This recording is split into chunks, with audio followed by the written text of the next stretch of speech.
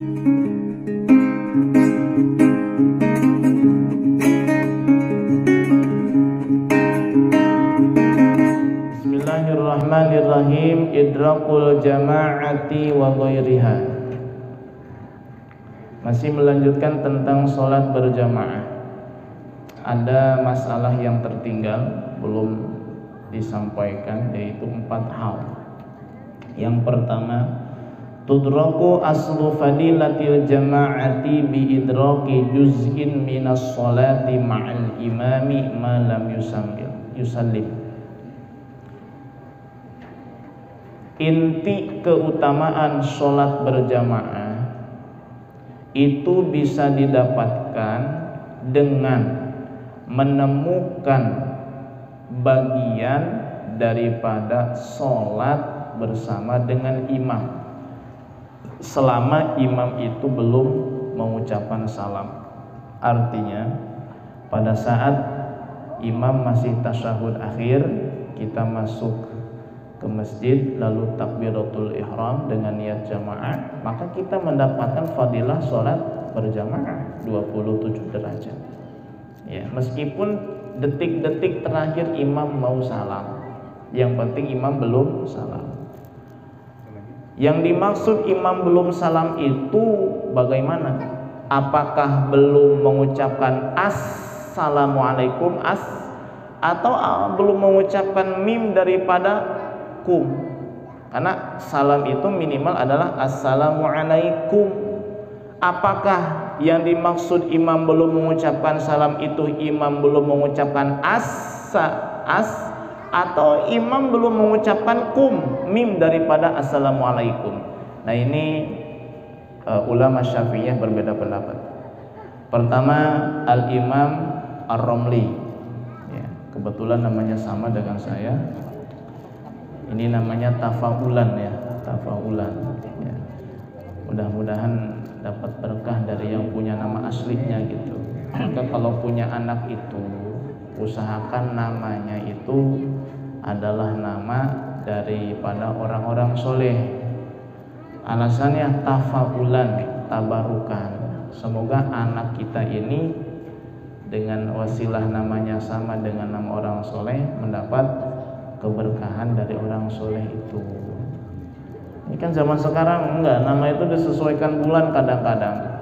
Lahir bulan April, Aprilia, ya, Aprilia. Lahir bulan Agustus, namanya Agustina, ya. Lahir bulan Januari, namanya Januar, Muhammad Januar. Menurut Imam Ar-Romli, sebelum imam mengucapkan salam adalah sebelum imam memulai salam. Artinya gini, kalau misalnya makmum pada saat Allah takbiratul ihram, imam ternyata sudah mengucapkan berarti sudah hilang fadilah berjamaah. Itu kata Imam Ar-Romli, sebab imam sudah memulai daripada salam meskipun salamnya belum selesai. Sedangkan menurut Imam Ibnu Hajar Al-Haytami, yang dimaksud imam belum salam adalah belum selesai mengucapkan mim daripada kum, alaikum. Jadi kalau baru assalamu, makmum Allahu Akbar, dapat tuh keutamaan jamaah. Tapi jangan duduk udah, karena udah selesai sholatnya. Ketika mau mengucapkan Allahu Akbar, imam baru makmum Allahu Akbar, belum kum. Ini sudah mendapatkan fadilah jamaah menurut siapa? Imam Ibnu Hajar Al-Asqalani, ya. Ada Al-Haytami, ada Ibnu Hajar Al-Haytami, ada Ibnu Hajar Al-Asqalani. Al-Asqalani itu ahli hadis, ya. Kalau Al-Haytami ahli fiqih, ahli fikih.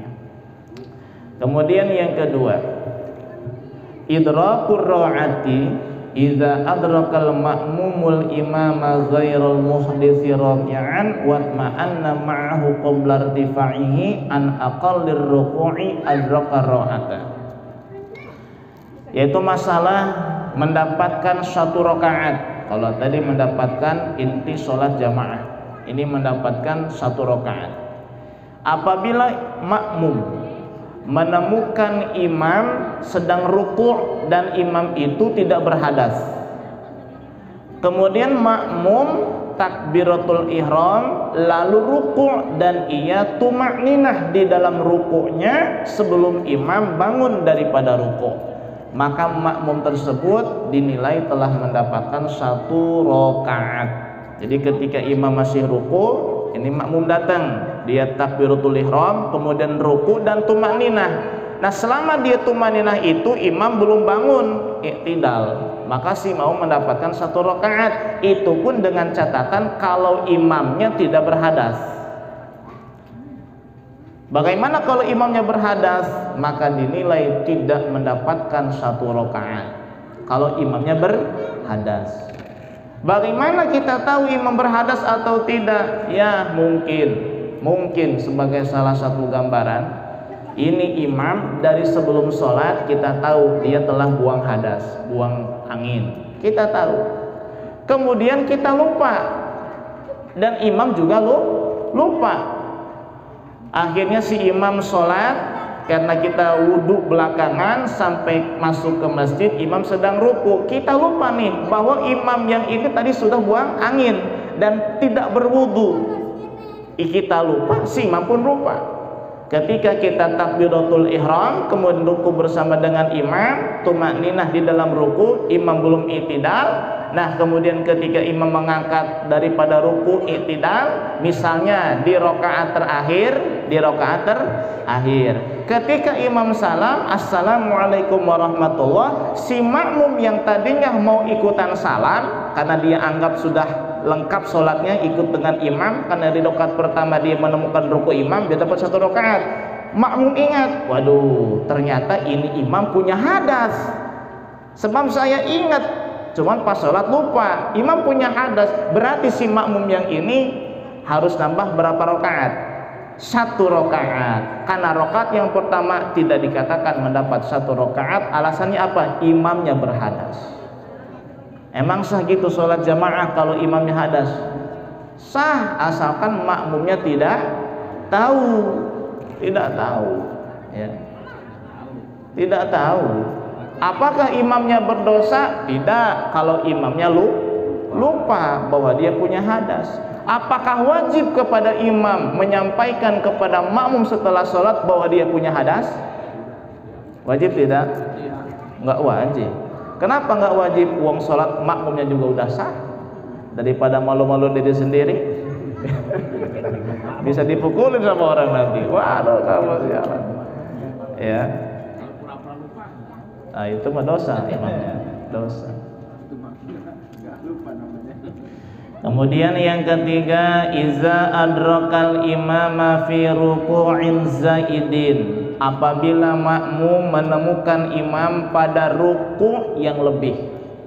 Artinya harusnya rukunya itu 1 kali, ini rukunya 2 kali. Imam ruku, kemudian i'tidal, dikira imam belum ruku lagi.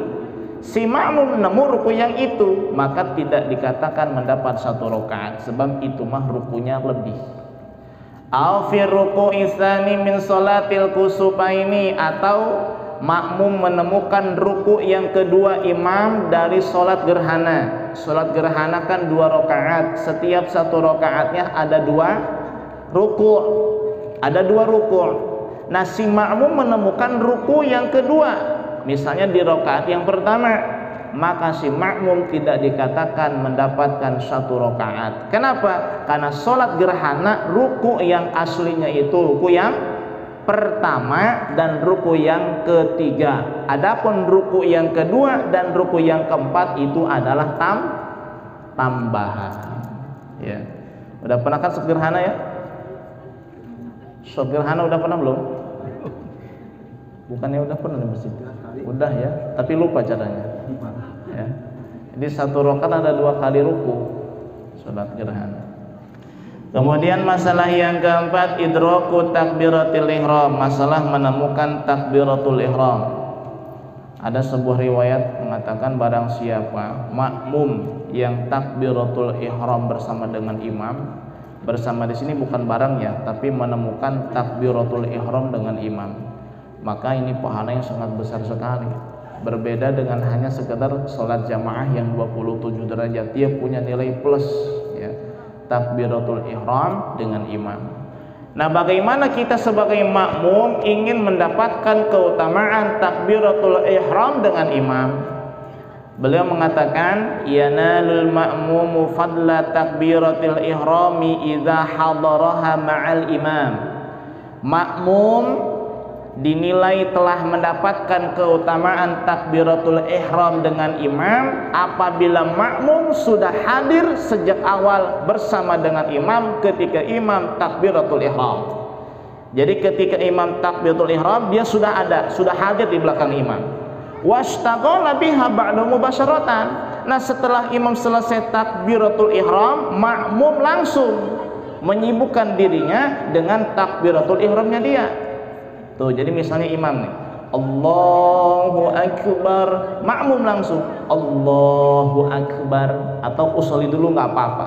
Yang penting dia langsung menyambut takbiratul ihram dengan takbiratul ihramnya dia. Maka si makmum dikatakan telah mendapatkan keutamaan takbiratul ihram bersama dengan imam. Bagaimana kalau ketinggalan?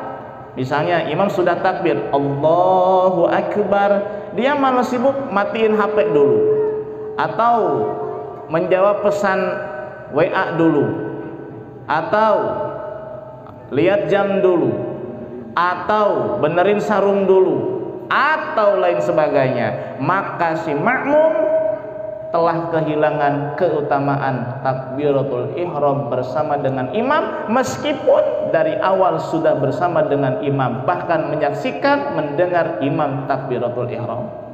Tuh, jadi harus langsung. Bagaimana kalau telatnya gara-gara pakai siwak?